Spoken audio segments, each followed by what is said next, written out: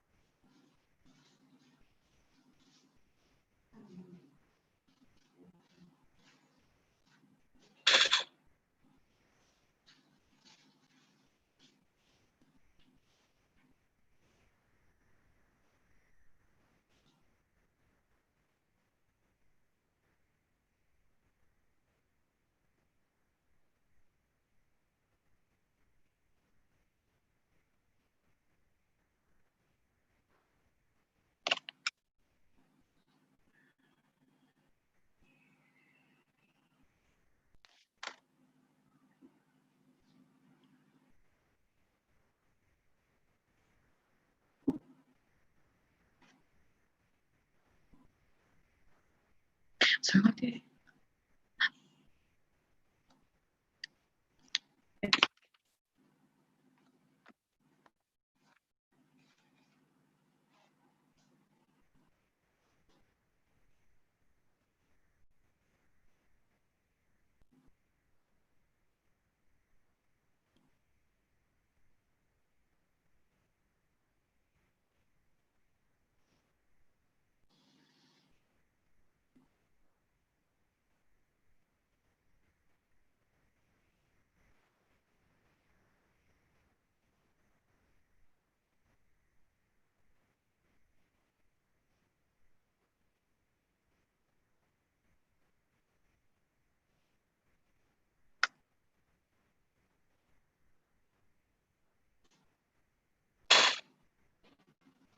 Good evening, everyone. I'm Remwat Pui, and I will be hosting the third and the final night of the HATIM webinar series titled Conversation on Zo Identity.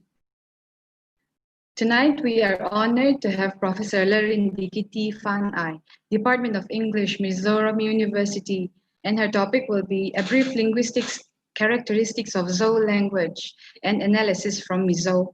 But before we proceed on with the talk, I would like to introduce our speaker with a few words. She is among one of the most senior professors in Mizoram University. She has completed her postgraduate diploma in the teaching of English, PGDTE, Master of Letter, MLit, and acquired a certificate of proficiency in French, as well as her PhD from UFLU, Hyderabad. Her area of specialization includes post-colonial literature, young adult literature, feminism, linguistics, fiction, and English language teaching. Now, may I request Professor Larindiki to broaden our horizon and to enlighten us with her talk. Good evening, everyone. I hope I'm audible. Am I audible? The conversation in Zo identity, I'm going to deal with the aspect of language. Now, the earlier speakers have spoken about the nationalism, culture, politics, identity and discourse analysis of the Zo people. Now, my topic tonight is on the language, and I have entitled it A Brief Linguistic Characteristics of Zo Language and Analysis from Mizo. Now, I'm not going to spend so much of time on who the Zo people are, but one definition states that the Zo people are those ethnic groups located in India, Bangladesh, and Myanmar The term Zo is used to denote the different tribes of Mizo, Kuki, Paite, Mar, and the chain, within which linguistic groups are many other dialects with independent names of their own. Now, these languages, with their dialectal variants, belong to the Tibeto-Burman family of languages. Now, languages that belong to Tibeto-Burman family of languages share similar characteristic in terms of phonetics, that is the sound, and phonology, that is how the sounds are arranged within a syllable, and morphology, which deals with how new words are derived, and syntax, how words are arranged in a sentence. Now, an important defining characteristic feature of Tibeto-Burman languages is that majority of them are tone language. Now, most of them are monosyllabic languages too. Though linguistic analysis is always technical, I will make an attempt to simplify it so that everyone could understand and avoid using technical terms as much as possible. Now, Zo language, as I have already stated, will include Mizo, Mar, Paite, Kuki, Tsin, and would include all the other languages or dialects whose names are not included here. Now, dialectal variations could be many too. Another important point that I want to highlight here is an example of Burmese orthography. Now, the other night, people are some of the in the discussion, people have referred to something like, what about having a common script and all that? Now, I have no answer to that, but what the missionaries have given us, the Roman script, as of now, I would say is the best script to describe our language. Because many of you might be aware of the fact that Tamilian script is used for Burmese written forms, and it could be assumed that Tamilian scripts will not be able to capture the linguistic features of the language. So I will start with some aspects of the different aspects of Mizo language, and most of this aspect will be shared by other languages within Zo Natlak. Let me just share my screen.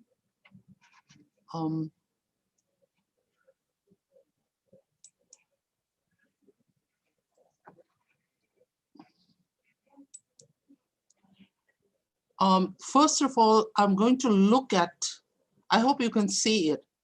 First of all, I'm going to look at the phonetics of Mizo. Now,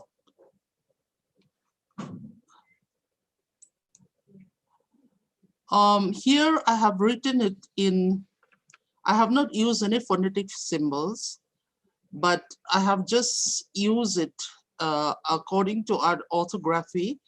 And you have the phonemes of Mizo, and these are consonantal sounds.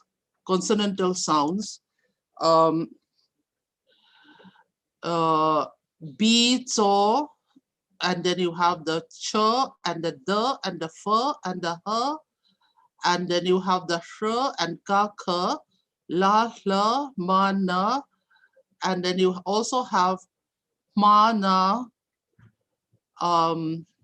There's a little bit of correction to be made over here.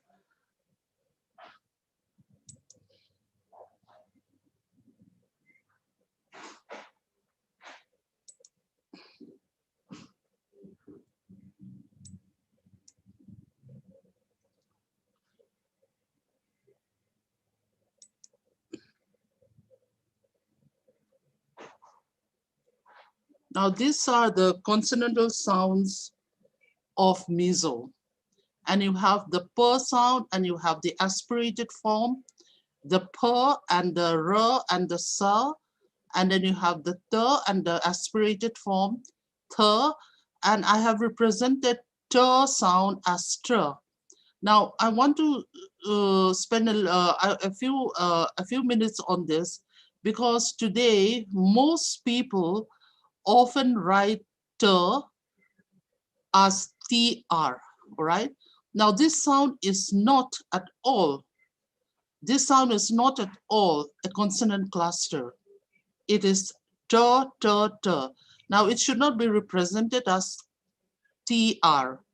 And then you have the aspirated ta, and then you have the th and the th, and then you have the v and the za, and then this question mark denotes the glottal stop. Okay, and then coming to the second one, we have vowel sounds, pure vowels. You have the R and the long R, you have the O and the long O, you have the A and the long A, you have the E and the long E, and you have the W and the long U, and then we have diphthongs, which are two sequences of vowels, like I, O, wa, a, o, u, ya, oi, and o. And then we have diphthongs, which is sequences of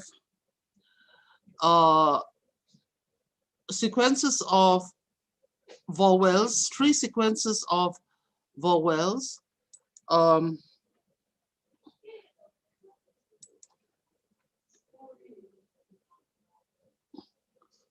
Vowels, which are ya, y, wo, yo, right?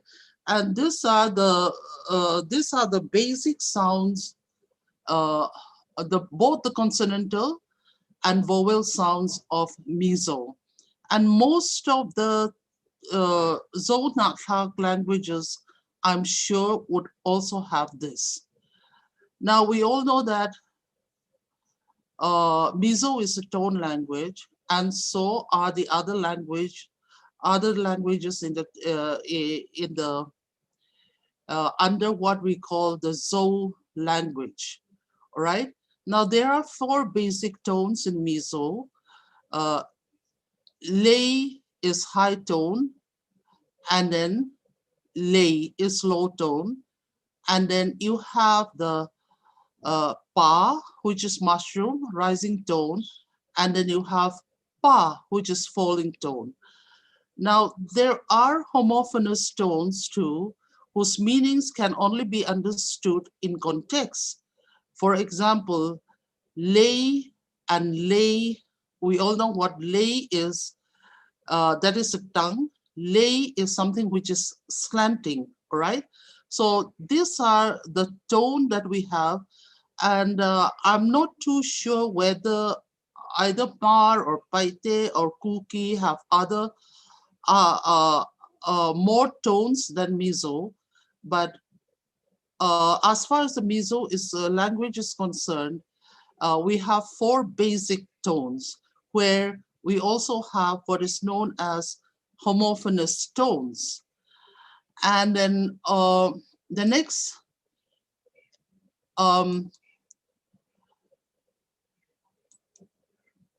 next thing that I would like to talk about is the peculiarity of Mizo, and I'm sure that the same thing will occur in other languages within the Zo language.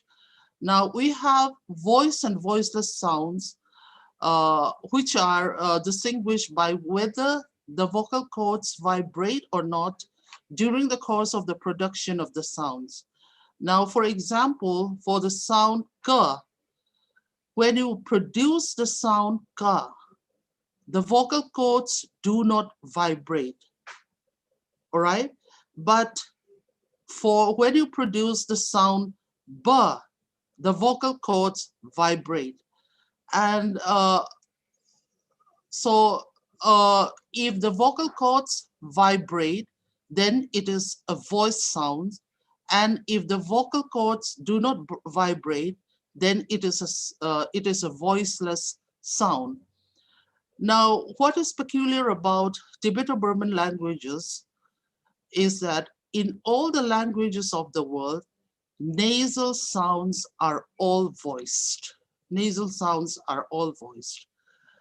Now, all phonemes, both consonants and vowels, are categorized into voiced and voiceless sounds. So, k is voiceless and b, as we have said, is voiced. And then another peculiar feature which I would like to share is that all nasal and vowel sounds and some consonantal sounds are voiced in all the languages of the world. Now, languages belonging to Tibeto-Burman family of languages have voiceless nasals. Now, in Mizo, this is denoted in the script by putting the H in front of the nasal sound. Like, for example, ma, ma, you have ma, and then you have ma, you have na, and then you have na, and then you have nga, nga, and then you have nga. Now, as far as the ma, the voiceless ma and na, the voiceless ma and na sounds are concerned, our missionaries seems to have denoted the voicelessness by putting this alphabet H in front of it.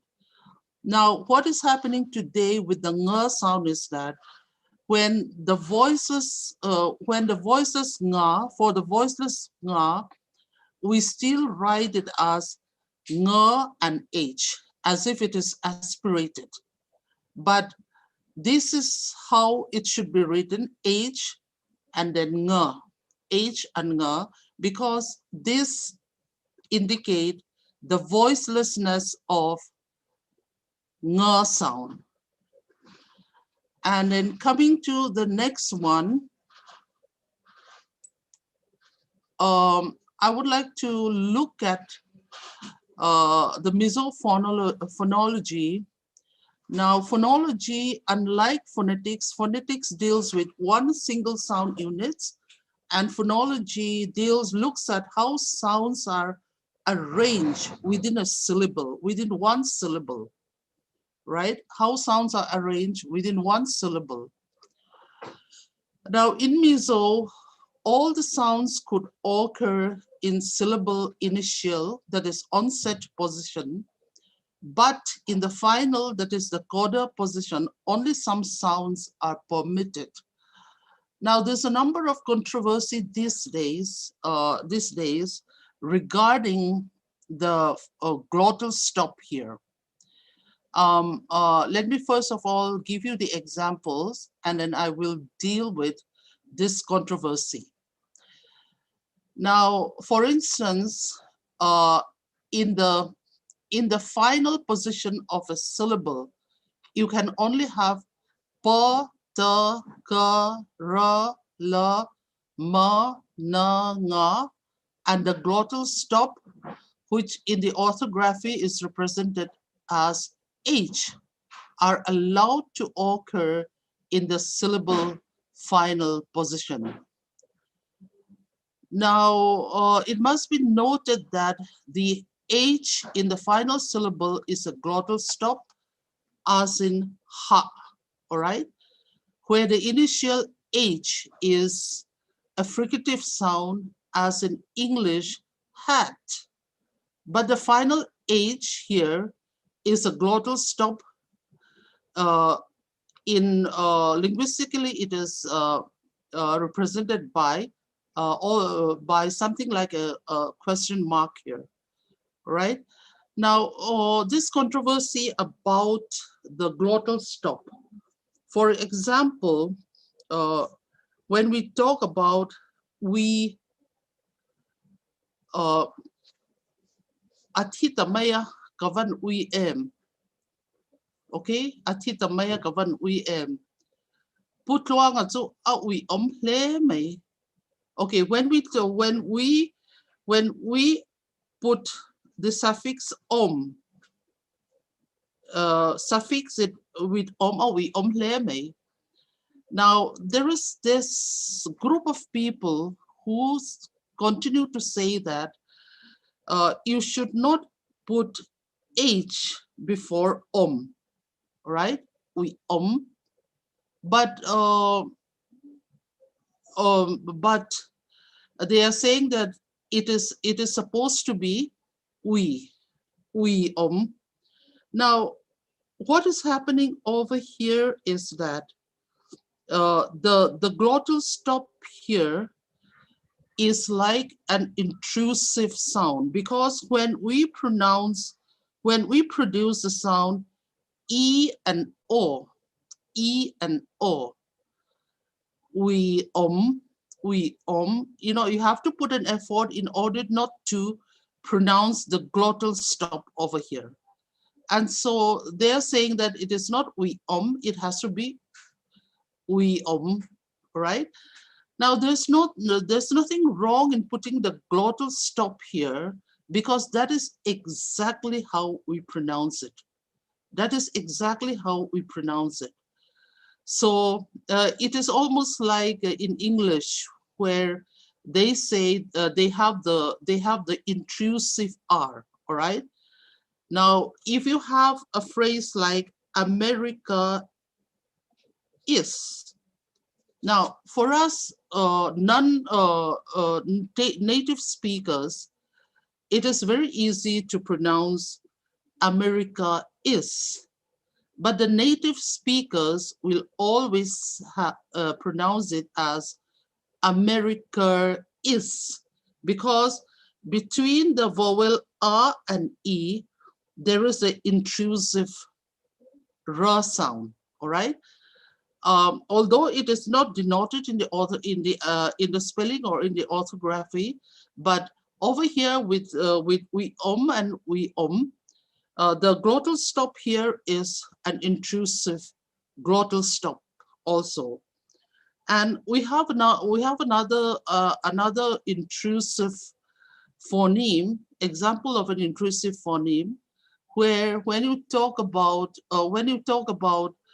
like for example a name, like for instance Siloa. Okay, Silo is the name, and R is a masculine marker, but most of the time we pronounce it as Silova. So there you have the intrusive V sound.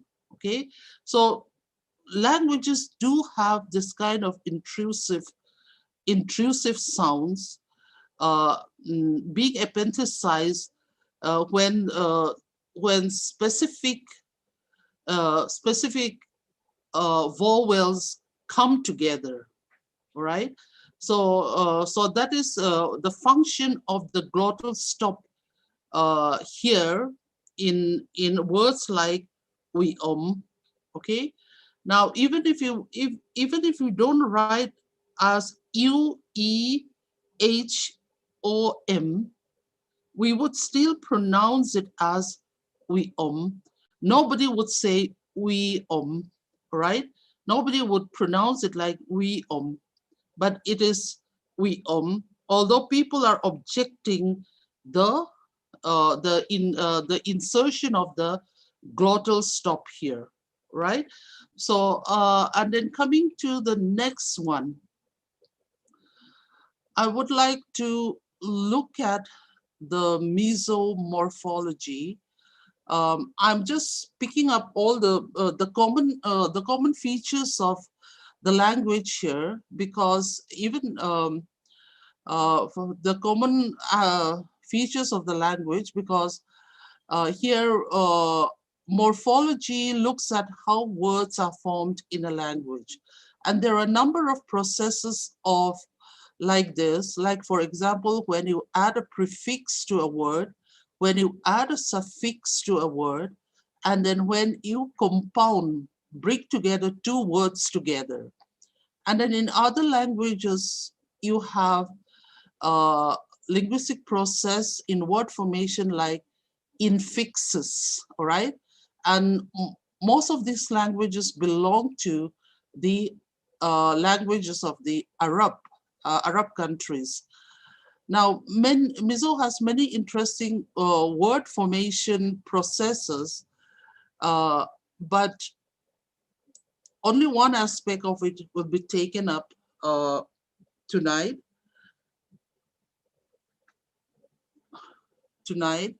Now, I would like to highlight that in Mizo, to highlight this particular aspect, which is very important, Mizo verb morphology, right?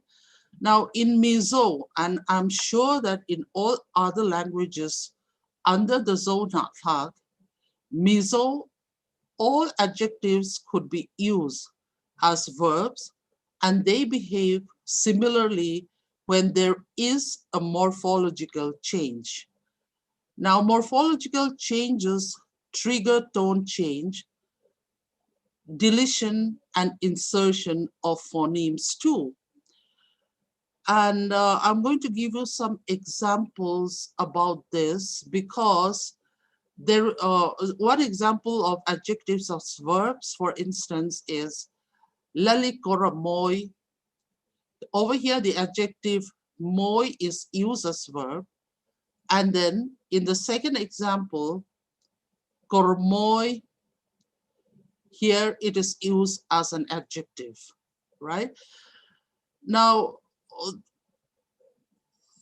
most of us, I would say, if you don't have a linguistic background, are not aware of the changes that are taking place when morphological processes are taking place.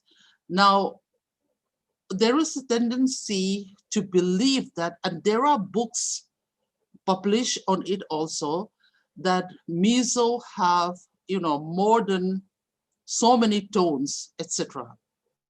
Now, this is because people without a proper linguistic background are ignorant of the fact that morphological changes trigger tone change.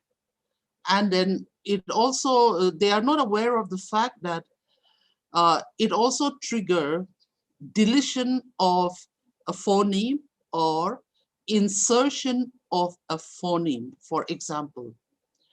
And therefore, we tend to think that they are independent words. Now, for example, moi, for example, which is an adjectival verb, which is a high tone, will become a low tone when there is a morphological change. And kal, which is a verb and which is a high tone, will become a low tone when there is a morphological change, or they change according to the syntactic context also. All right, sikula ikalim, sikul ikal chuan. Now ikal chuan, you have over there conditional clauses, ikal chuan. And then although we do not have clear passivization in Mizo, like what we see in English as the biphrase insertion, etc., and all that, but in certain syntactic constructions, verbs change their tones. Like kal high tone could become kal low tone, right? So, The next is the next one I want to highlight what is known as glottal stop insertion. And this is also dependent on the syntactic environment also. For example, you have how, Jonah how, right? Jonah ihau chuan, right? That one could be the conditional marker. Jonah ihau chuan. And then over here, because of the glottal stop insertion here, the high tone becomes low. And now this glottal stop has a very peculiar tonal feature, because when you calibrate it in phonetics instrument, wherever the glottal stop is there, even if it is a low tone, it is lower than the low tone. So it could be called somewhat like a depressing tone, all right? The glottal stop. So how will become how. And then you have the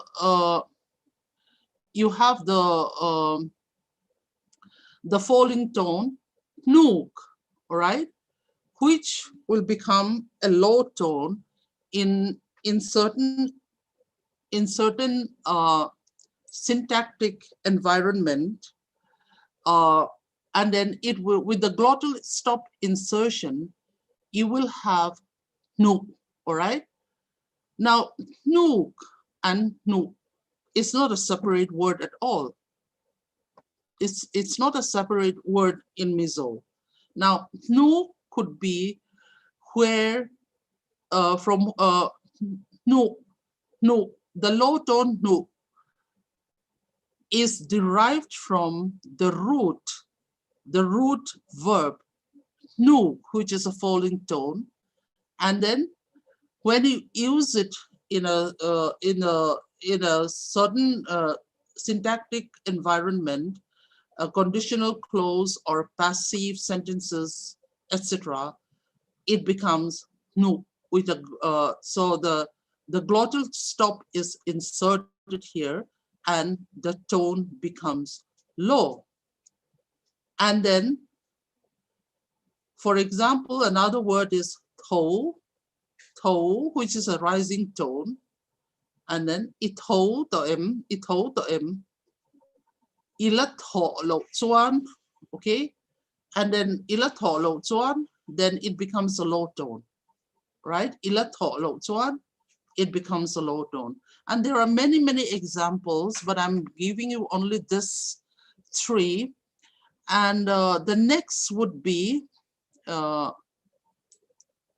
what is called ter insertion. Now, for example, kli, high tone, becomes klit, low tone. Sa, high tone, becomes sat, low tone. A, rising tone, becomes art, falling tone. Now, shia, rising tone, becomes shiat, falling tones. And with T insertion in trigger many tonal changes when we use it in a syntactic context. Now, the next thing is what I called ka insertion, all right? Now, la is a low tone, and then it becomes lag, falling tone. Poisavalaro, all right? Poisavalaro. Then it becomes a low tone. Poisa ilag swan, it becomes falling tone. Kla, a low tone. Klag, falling tone. Itla ange, itlag swan, itlag swan. So the assumption is that la or lag or kla or klag are not separate, are not independent words in the vocabulary. Now, la is derived from la with ka insertion. Clark is derived from ka with ka insertion, and it triggers tone change, right? Now, all low tones change generally to falling tones in this particular process, but if there are cases where the glottal stop is inserted, if there are cases where the glottal stop is inserted, if you calibrate it, it will become lower and lower than the low tone, lower than the low tone. So glottal stop depresses the tone to a lower level, right? And then the next one is that there is a general morphological change where only tone change occurs. And over here you have lum, all right? Over here you have lum, a lum, which is a low tone,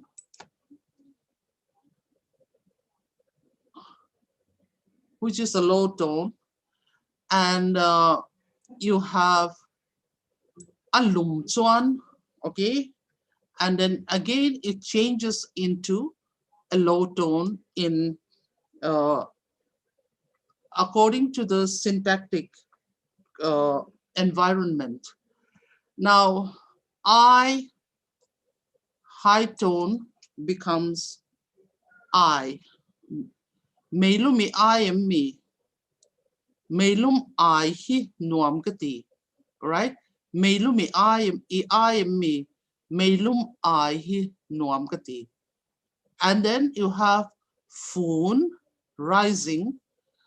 And then so ifunem, so phun ikengem, or so ifun don chuan, etc.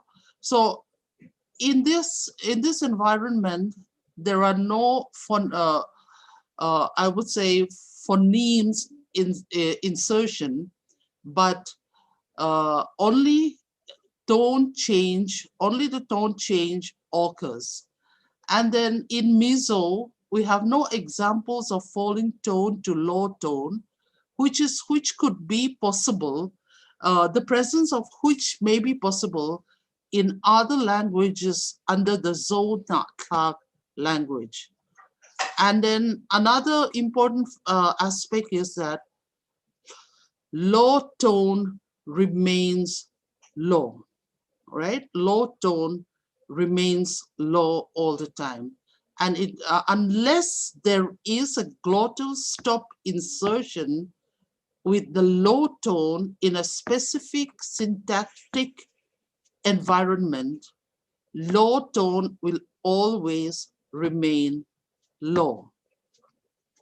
And I'm coming to the last part of my presentation.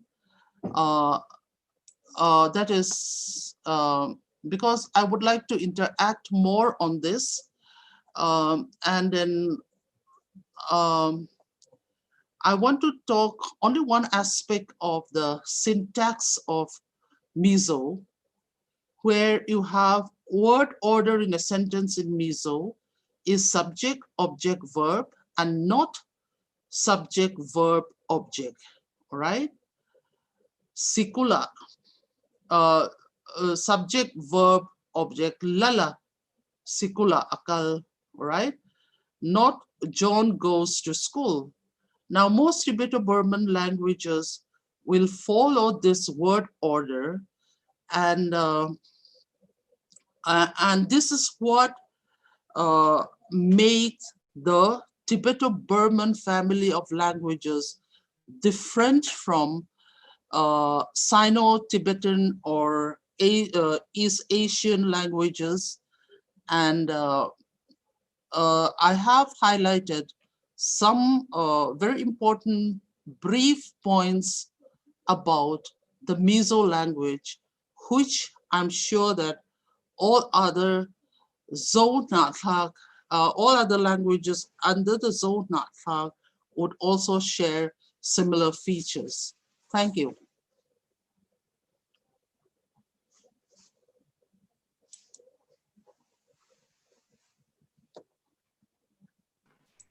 Thank you so much, Ms. for the technical yet very simplistic insight to our Mizo language itself. So we have one question here in the Q&A box. I will just ask this right away, and after which it will be followed by maybe some queries from the panelists as well. And Q&As are welcome here as well. And the first one is, it's from Sir Emmanuel Lerame-Kima. The Mizo language was classified by a research person as a lexical variety of tonal language. My question is, do we find instances of the grammatical variation of tonal language influence in the Mizo language?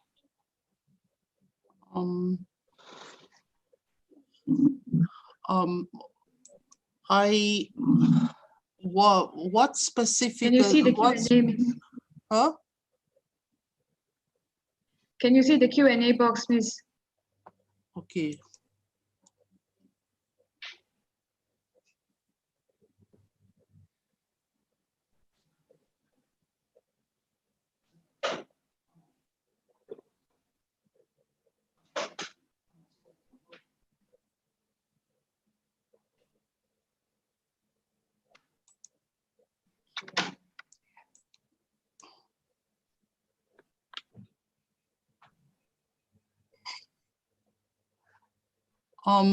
I would like to answer by saying that I have not heard of lexical variety of tonal language.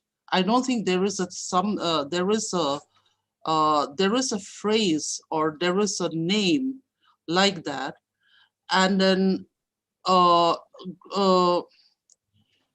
as the Mizo language is a tone language, and if not only Mizo, I would say that other languages like Mar, Paite, everything, they are all tone languages, and you find a number of other tone languages in among the Nagas also. Now, African tone languages are different from Tibeto-Burman tone languages. And grammatical variation of tonal languages, I don't think there is any influence at all, because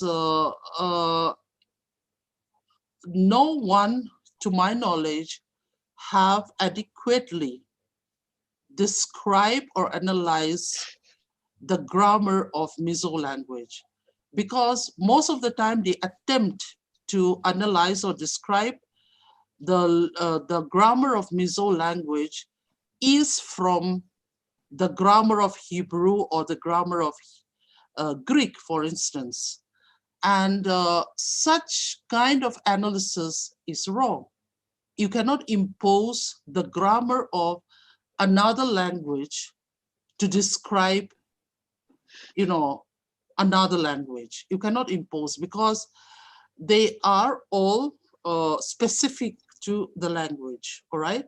So it is not right to impose the grammar of other languages upon, in order to describe or analyze another language. So that is how I would understand your question. And there are many tone languages in the world which are very, very different, right?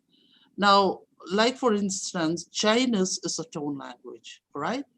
Now, the way tones work in Chinese is different from the way tones work in Mizo. Now, Japanese is also supposed to be, it's not really a tone language, but the tone or the tone are fixed and they never change, and therefore they are known as pitch accent language. And then again, in African languages, you see there are a number of tone languages, but the way the tone works, right, is different from the Tibeto-Burman type. Okay, so that is my answer. Okay, I think that will answer the question. And the next question we have is, it's from Zonuna. Regarding uiom and uiom, isn't the controversy on the meaning rather than on the pronunciation? No, it's not. It's the controversy is not in the pronunciation. The controversy is also not on the meanings. Now, the controversy is on whether we should add after UI, H or not, all right? That's a controversy. It's not on the meaning. Okay, that it's is a not very... on the, yeah. Yes, that is a very highly controversial question recently. So we have another question coming up, and the question is, in Mizo language, for tonal indication, we normally use the cap above the words "thugna." This indicator is not sufficient to convey meanings for certain words. In research concerning word sense, this ambiguation, do you think we need proper and more tonal indications? Let me tell you very frankly, there is already international symbols for tones. We can use that easily. Now, what we have been using, that klugna, the inverted V, all right, is for tonal symbol, it is for length of a vowel. We are using it that. So we have not. We can use the international tone markers if we want. We don't have to, come up with the new ones, because there are in international tone markers already, and we can use that, and there's nothing wrong in that, because the universal tone markers, international tone markers, are sufficient to indicate the tones in our language. Okay, so I just have one. Yes. All right, Miss. And in addition to that, I would just like to shout out my concern regarding that. So, we, as you have mentioned, that there is already international, internationally recognized tone marker. So do you think, in your opinion, what platform will be the best to popularize that kind of international tone marker that has already, globalized? But in our context, as in Mizoram, it's highly likely that none of us are, or most of us, let's say, are not aware of such kind of already internationalized tone marker. So is there any kind of a platform that you want to suggest, or a kind of a research paper maybe, or what kind do you suggest? See, if you're doing a research on tone languages, you have to use that. But for the public, even in other tone languages, they are not using it. They are not using it. For research purposes, you have to use that. But I don't know when a day might come when we want to use the tone markers, all right? When we want to use the tone markers, I don't know. Even if we don't use it, it's okay, because other tone languages do not use it, because most of us will not be aware of it, and most of us will not even know that tones, we have different tones, we have, tone changes, etc. But for research purposes, you have to use it. All right. It might Thank you, Miss. There's it might another not be possible question. to mark all the tones in our languages, although all the tone markers are all there.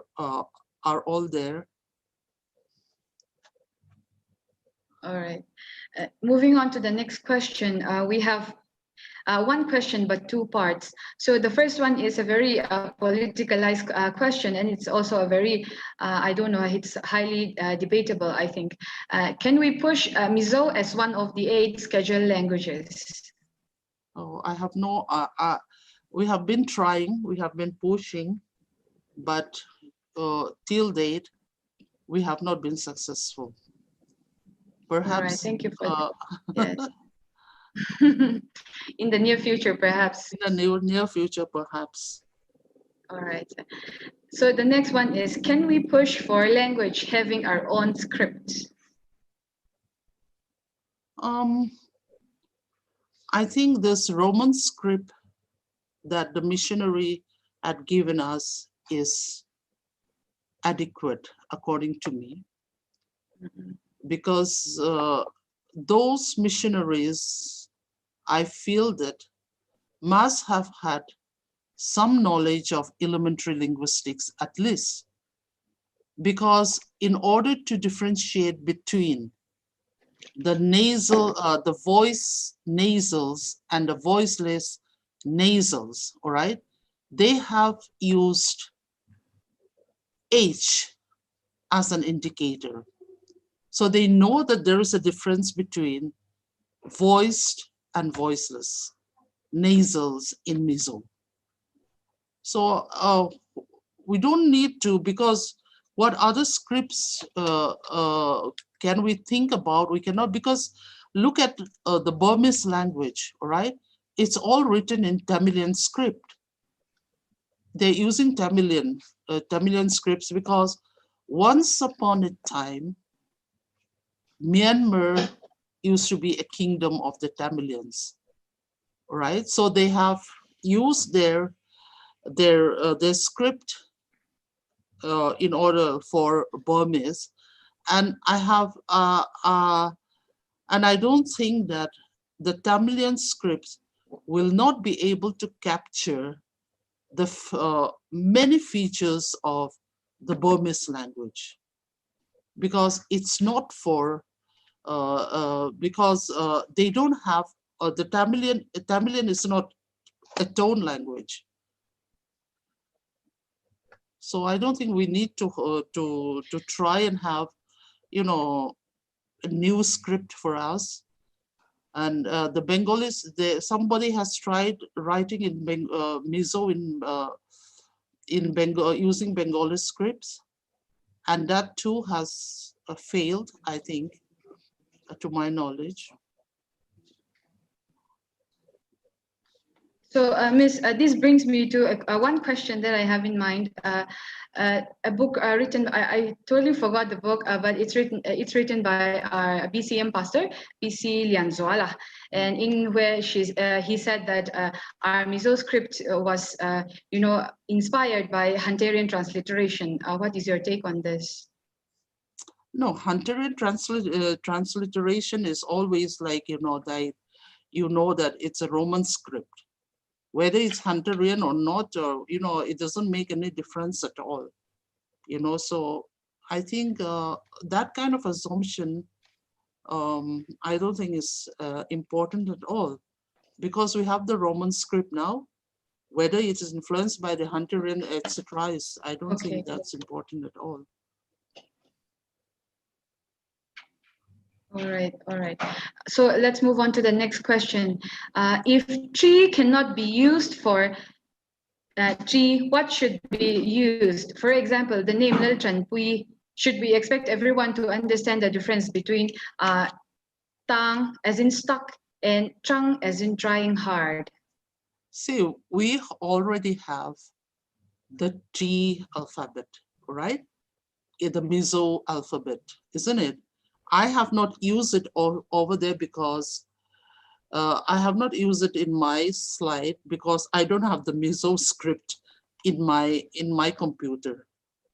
Now, T is already there, so that, and people have started, the young people, I would say, have started using, because of the, have started using it as T and R, tra, and even some started pronouncing it as, for example, instead of trong tai, they would say trong tai, all right? Trong tai. So T is already indicated in an alphabet, the Mizo alphabet, and I don't think we have to have a new one for that. All right. So I have another question here. Ma'am, how do you feel about Mizo grammar often being compared to English grammar on platforms like Vanglai and Tinbu? I would like to make a confession over here, all right? And I hope that if there is any religious leaders here, they would understand my confession, all right? And this is what I feel, because I have seen so many Mizo grammar written, all the books. I was a member of the Synod Grammar Cell once upon a time, all right? Once upon a time. But none of them would listen to me in spite of my claiming that I know, without,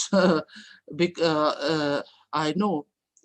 And they kept on talking about, this is what happens in Greek grammar, this is what happens in Hebrew grammar. And as long as people continue to think like that, they would never come up with an adequate analysis or description of Mizo grammar. Now today there are a number of people who said this is Mizo Tong Dikhe, Mizo Tur, Mizo, etc., etc. Now without understanding, let me say, the phonological, the morphological, or the linguistic processes of what is taking place in a language. So,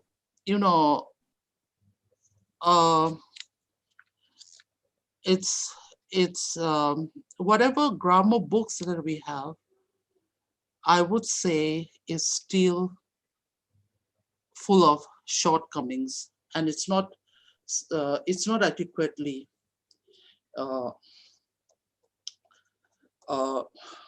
proper at all.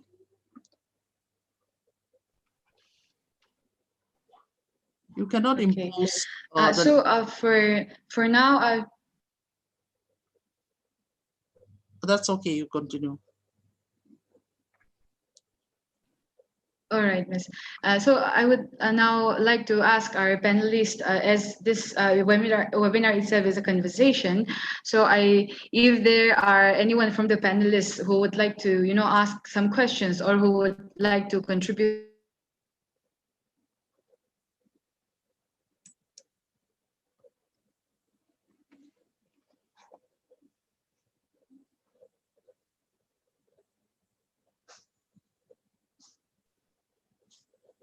So anyone from the panelists, Ms. Zwali, can you chime in a question or a comment? Yes. Am I audible? Yes, Miss. Hello. Yes, am I audible? Yes. Yes, you are. I was just smiling when, yes, okay, thank you. I was just smiling to myself when ma'am was talking about, the comparisons between Mizo grammar and English grammar. And as she has already said before, it is not fair to use one language to analyze the other, to superimpose one language over the other. And in my years in teaching English grammar, especially to Mizo youth, one thing I would like to comment is that many of our students, they often have this habit of trying to understand the English language through by the way they are using Mizo. So that's sometimes, I have had students coming up to me saying that this is not what we do in Mizo while we are studying English grammar. So I don't know how would you actually explain that? Is it still, remnants of colonial hangover, or are we still too uneducated linguistics or in grammar? Or, ma'am, what is your take on that? Why do we still have so much of yeah. this? And as you have said, obviously, yeah. Mm. The grammar of Mizo and the grammar of English is very, very different, right? Mm. There are a number of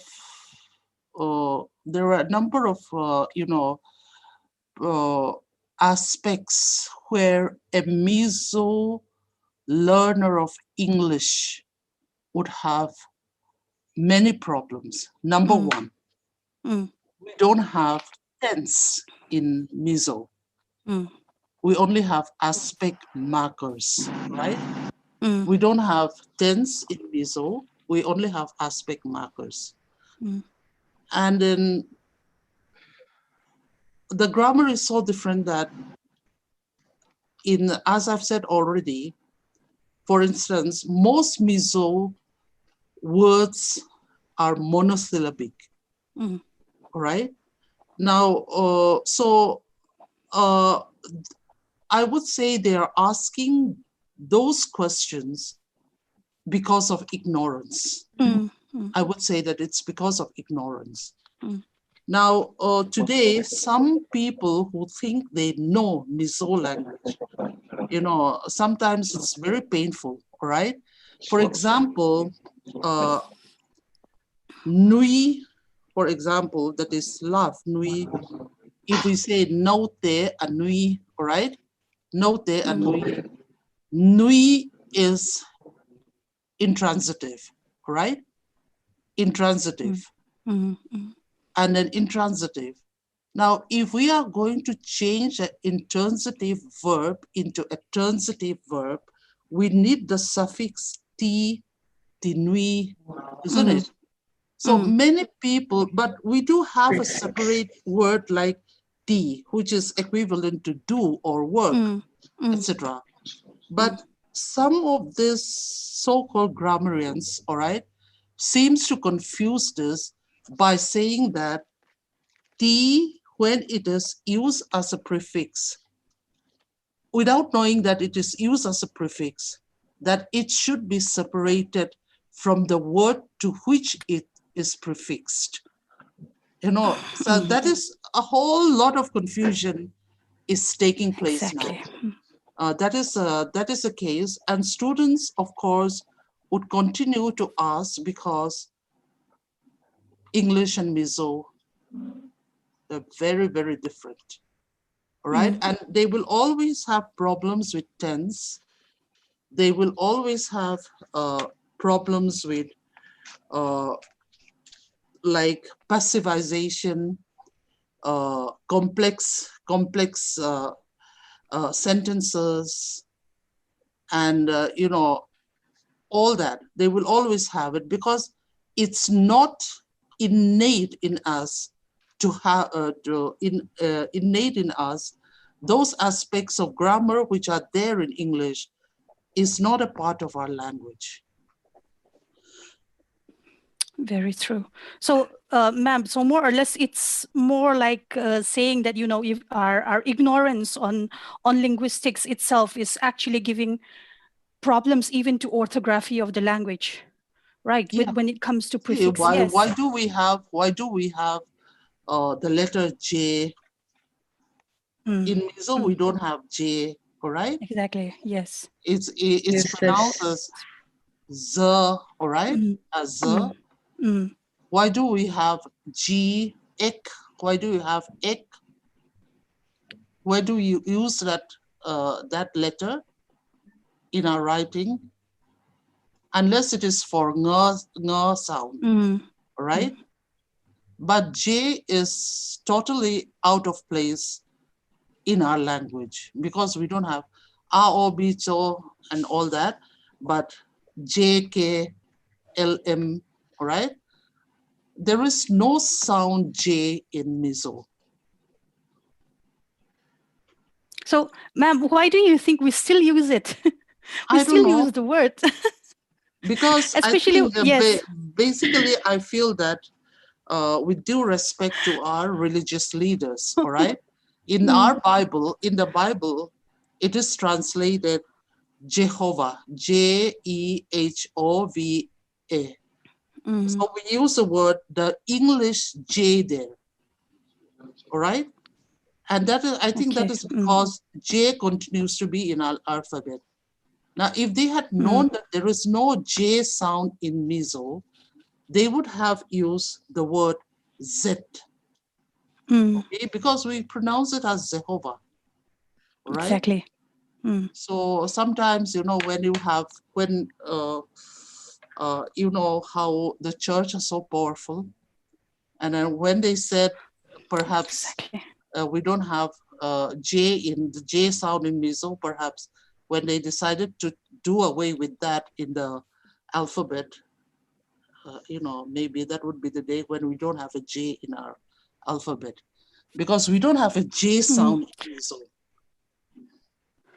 It has even trickled down even to our surnames also. We have people using the letter J for surnames like Zathang and Zongte and things like that. Exactly. Yes, Let it's me trickled tell down. you something very funny, all right? Because, for example, when you are using, when in the words like union, all right? And in words like unity, for example, that U is phonetically represented in the dictionary as J and U.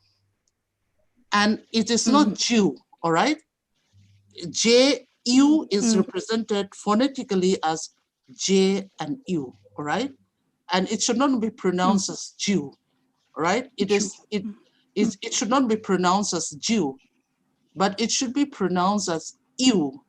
That is how it is phonetically represented. As a right? ya and a u. Ya and u. Yeah, and U, all right? Now, people who do not understand the phonetics transcription, right? They will say University, Union, all right? Okay, and I'm sure you heard all that, you know. I don't want to locate the place, but Yes. because the phonetic transcription are there in the dictionary, but they will always say University, Union, right? Yes. Right. Yes. Okay. So I will pass it on to Ms. Ramratpi. I will be, yes, for the next questions. Okay, that was a very interesting and very funny interaction that we have had. And there is, however, there are two questions from the Q&A, so I would like to go ahead with this. The next question is from Vanal Peka. According to your opinion, how far does language plays in the unification of Zo tribes? Do you think the notions of difference that existed in the popular discourse could be solved without necessarily having a lingua franca? Yeah, I wanted to raise that question later on because, you know, having a separate language in itself is divisive, right? True, true. In itself is divisive. And I don't think that we would come to a state where the Zo Natlaq would have, you know, one single language, because we all value our own tongues, right? Now, once you have your own language, nobody would like to do away with that language unless it dies naturally, right? Unless it dies naturally. So I feel that language is very divisive. It divides people, and that is why the whole notion of Zo Natlaq, from the aspects of language, becomes very, very controversial. You know, that is what I would say. It becomes because language is politics. Yes. Language is politics. And putting aside our language difference or differences in language or etc., if we can come together culturally, etc., you know, it would be a very good thing, because when we talk about Tibeto-Burman languages, now Mizo, not only Mizo, for instance, or other languages under Zo Natlak, for example, they are not the only ones who belong to Tibeto-Burman family of languages. Now you have the Angami, you have the Ziliang, right? All that. And then trying to sort of, have a common language for all, I don't think it's possible at all. And at some point of time, it will be very divisive also. Okay, I think that will answer that question. And the next is from Anonymous. According to your opinion, how far does language plays in the unification of Zo tribes? I think this is quite relatable to the first one. Do you think that it's necessary to construct a lingua franca for the unification of Zos?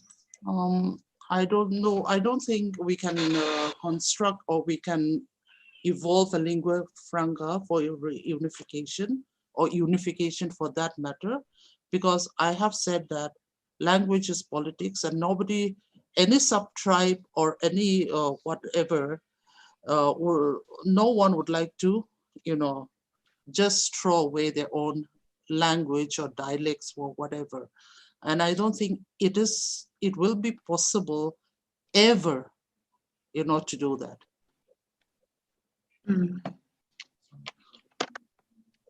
Okay, here's another question.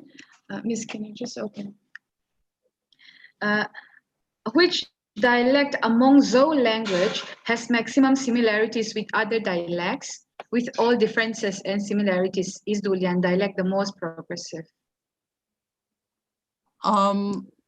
Whether a language is more progressive than the other, all right, is sometimes measured according to the number of speakers, number one, according to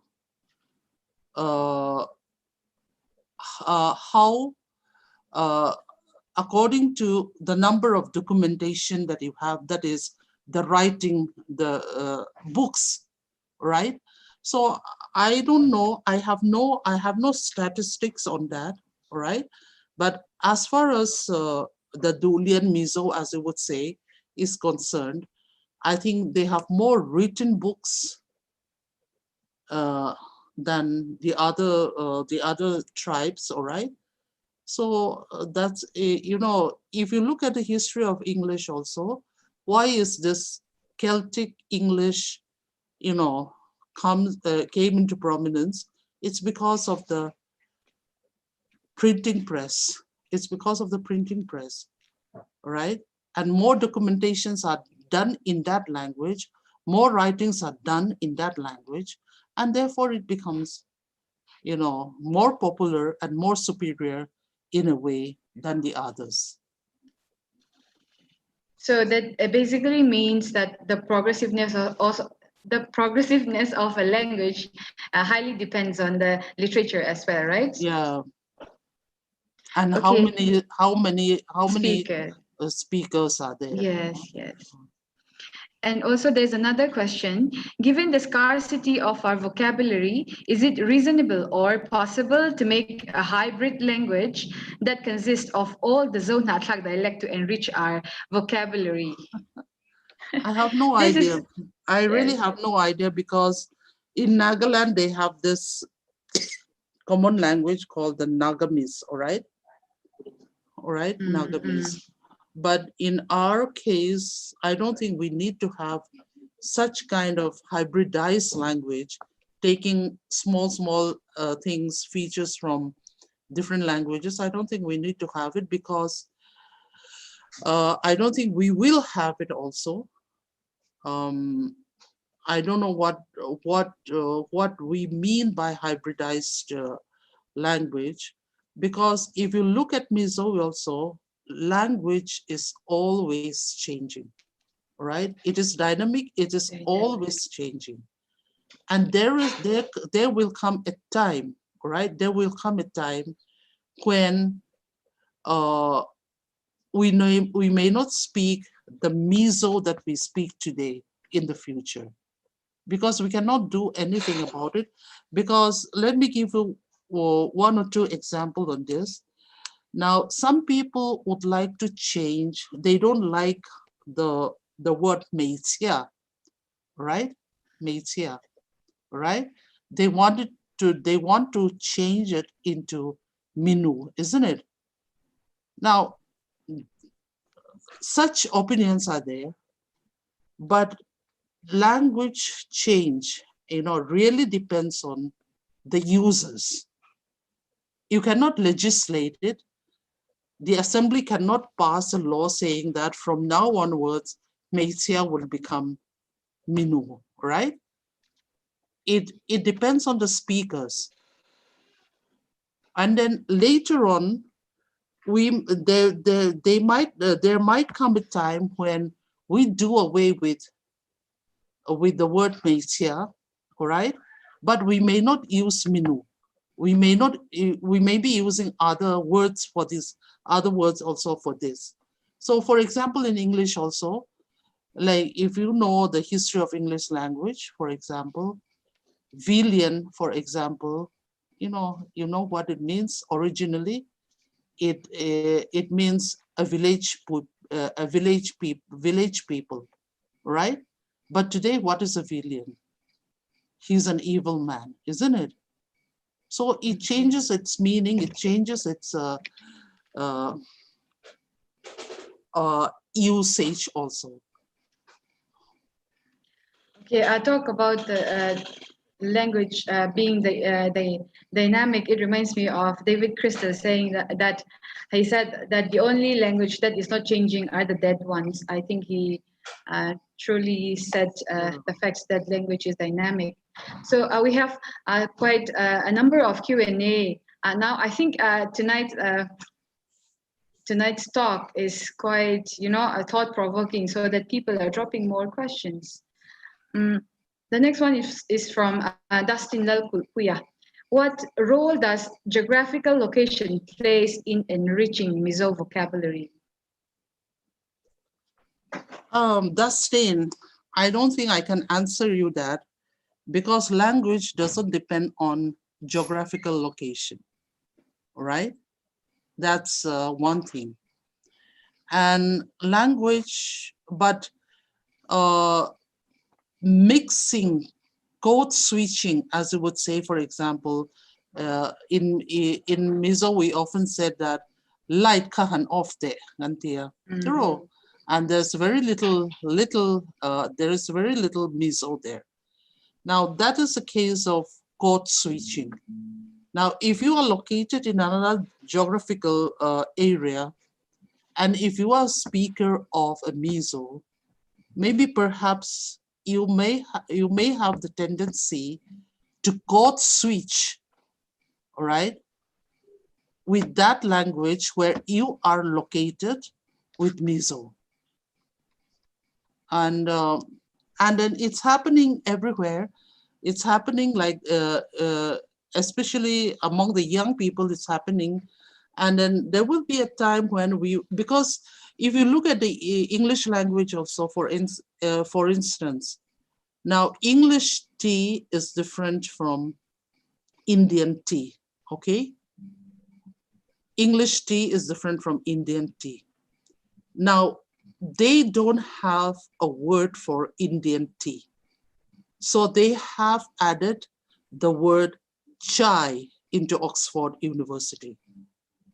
So when you are ready to sort of, to take in that kind of, language, then your language becomes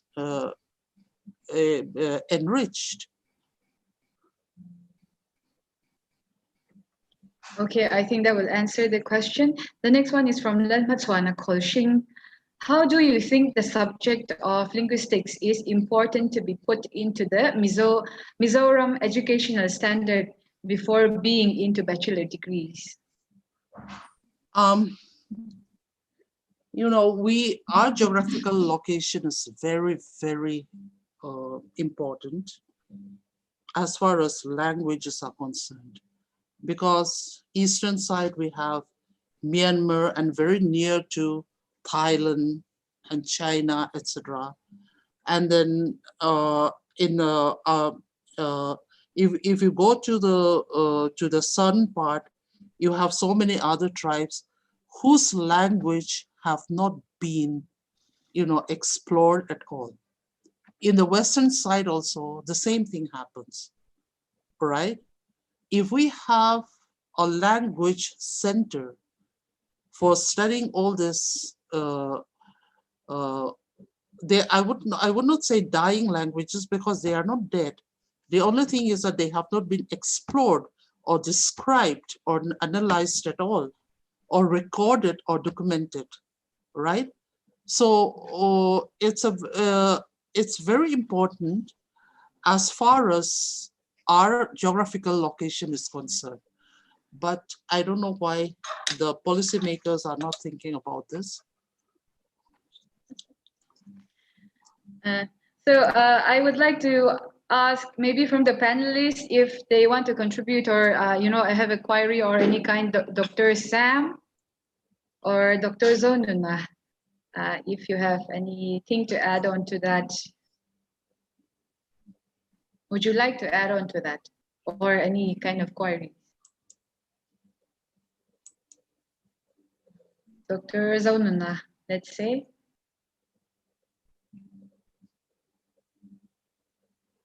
Dr. Sam?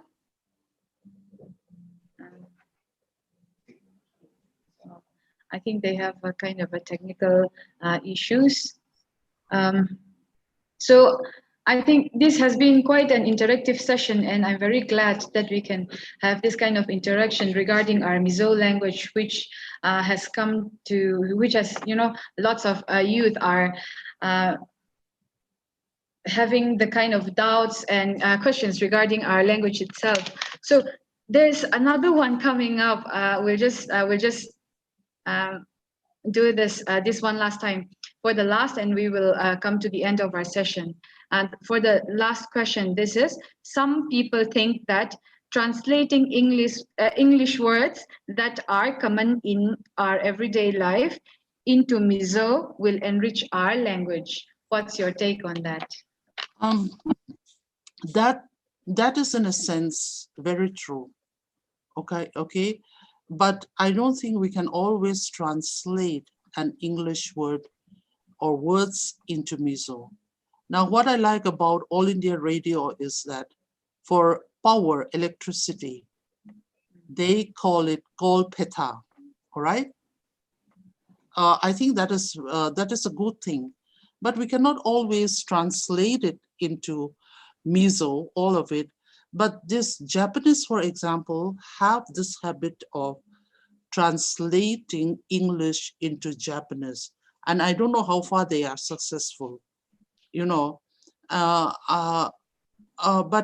there are so many new experiences for us, because in this global village, so many things are new to us, and we don't have it in our vocabulary.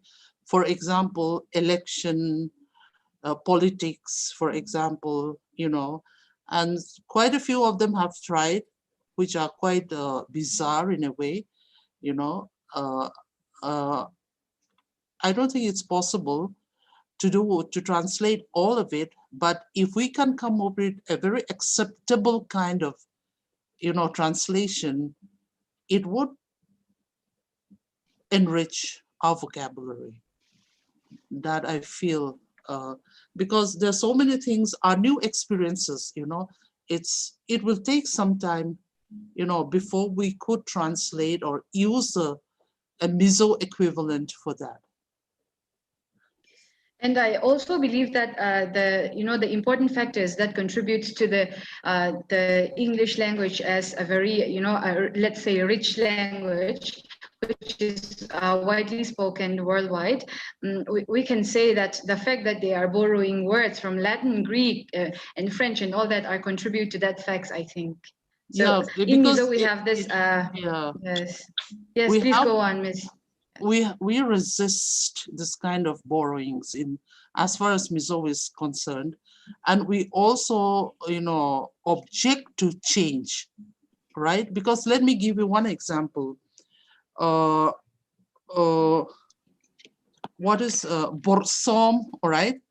Borsomlo, all right? Borsom as against borsomlo. Now, the original usage has to be in the negative sense, like borsomlo. Tunlai chu kan chung kwa kan borsomlo lutuka, meanings that we are not doing well. We are all the time falling sick. All right, but today many are using the same word without the negative lo, all right? And then tunlai chu kan chung kwa kan borsom lutuka, all right? And then so there's a lot of objection to the use of borsom, in place of borsomlo. Now, if we continue to resist like this, I don't think, the language would be enriched. Because, for instance, in English, for instance, enclave, E-N-C-L-A-V-E, enclave, E-N is French. And then English people has borrowed from the French, right? And actually it should be pronounced as, according to the French, not enclave, but it has to be enclave, all right? Like French. And most English people also will be pronouncing it as enclave instead of enclave. Now, English, they have the freedom to do everything. And for that matter, the Americans, for instance. Now, in English, it is strictly journal, isn't it? Which is a noun, right? But in American English, journal can be used as a verb, right? So that kind of, willingness, for example, to take in borrowing is also, I think, I would say that it is important. I think there are people who come up with words like tepwa for the word bike. I don't know how far they have come and how far it's if it is been accepted, used. if it is accepted, it will be a part of the Mizo vocabulary. Now, for example, let me give you an example. Chas, right? Chas. Chas used to be is your boyfriend or your girlfriend, etc. Now we are using it and we seem to be accepting that word chas, all right? Although it violates the phonological features of Mizo, all right? And for example, words like campaign, you can never have an A-I-N in Mizo phonology. You can never have a syllable ending in S in Mizo, but we are accepting it that. Now, if we want to Mizonize that, right? For example, campaign, it should be campaign, all right? Campaign, but nobody would like to say campaign, all right?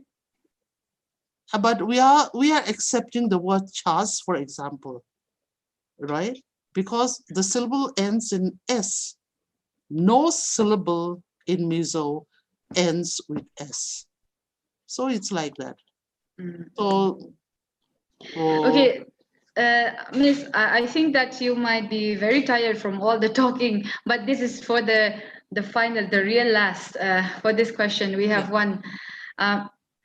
In your opinion, will it be possible to have same platform to discuss certain Mizo words like cold hay, koi am, laui, lam kwang, etc., so that the Mizos will accept one another? If we have acceptance, Mizoram may be a better place. I don't think there is any political issue in this, all right? Because it has to do with dialectal variation. Whether you call it Koyam, etc., it doesn't matter, because in the southern part you call it like that, in the northern part they call it like that. It just, there is nothing political or the northern southern divide denoted there. It's nothing political, but it's a dialectal variation only. And it doesn't mean that just because I say Koyam, that the northern people would not accept it. All right. So I don't think there's a need for that also. There's a need to explain it, because we should be happy about this dialectal variations that we see depending on our location. Okay, I think that we have answered quite a lot of questions. I have just a tiny bit of concern regarding a fixation. So I don't want to miss this chance to discuss with Dr. Larindiki Fanai tonight.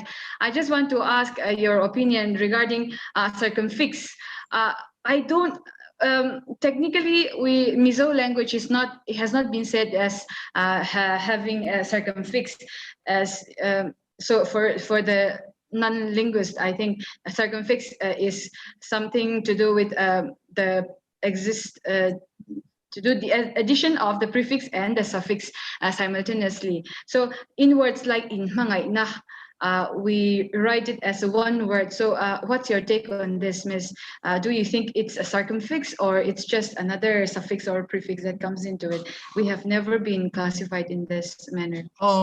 Yeah, I would say that, for example, the root word will be the verb mangay, all right?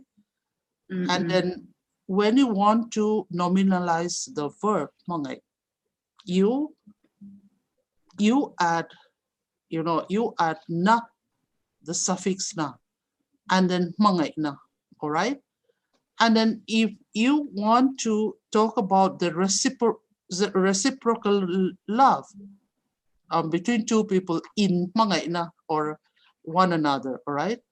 I think you just add it there. And if you're going to look at the linguistic processes like that, either way it could be correct. You can say in pangay or mangay na, So there would be a very a proper rule to explain that prefix and suffix together, which one comes first, which one comes later. Because I want to say that language is very scientific, all right? Language is very scientific. You can write a formula, and then if you show, by writing a formula, you can understand what type of a language it is. It is as scientific as like 2 + 2 is 4, right? 2 + 2 is 4. And I have not been very technical tonight because I don't know, because I don't want to be technical at all. And I'm trying to be very, very, in other words, simple, and which again is very difficult for me, And that is why when you have this kind of problems coming up, you have to have a number of data coming together where you can easily find out whether nominalization comes first or the reciprocal suffix comes later, or whether the reciprocal prefix comes first or the nominalization comes second. And you only have to have a lot of data to prove that. And whatever I have shown tonight, like the k and the t and the glottal insertion, etc., is I arrive at that, with a lot of data, and and with confidence I can claim that this is what happens in Mizo. Okay, thank you so much, Professor Larindiki T. Fanai, for tonight's talk and a very interactive session. And there's one announcement before we end the session. And the announcement is feedback form has been dropped in the chat box. We request all participants to fill it up, and as it will be used to issue the e-certificates. And as we are approaching towards the end of our session, our immense gratitude goes without saying. But however, we would like to take the time. I would like to give the time to Mr. John Sila Dusaka, Head of Department of Philosophy, HATIM, to verbalize our gratitude.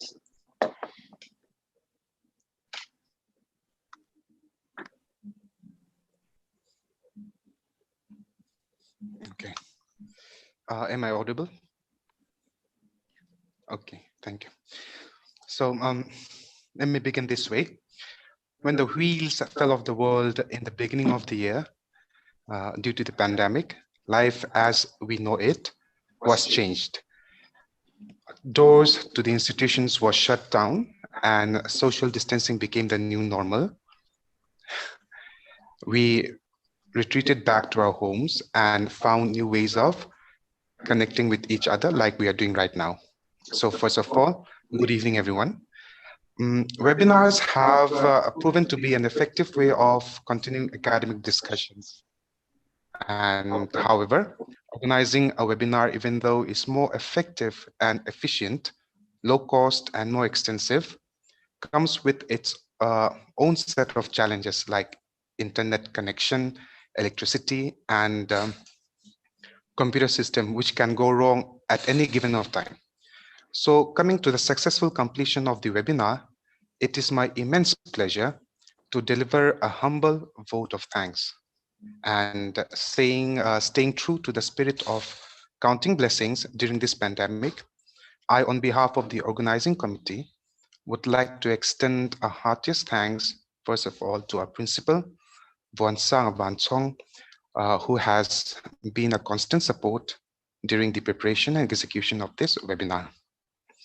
Secondly, my utmost and sincerest thanks to our panel of elite experts, Dr. Samuel Ngaite, Assistant Professor, Manipur University, Mr. C. Zonun Moya, Assistant Professor, St. Xavier College, Lengpui, and Professor Larindiki Fanai, Department of English, Mizoram University, for sacrificing their precious time and extending their expertise in helping understand and explore Zo identity from different perspectives.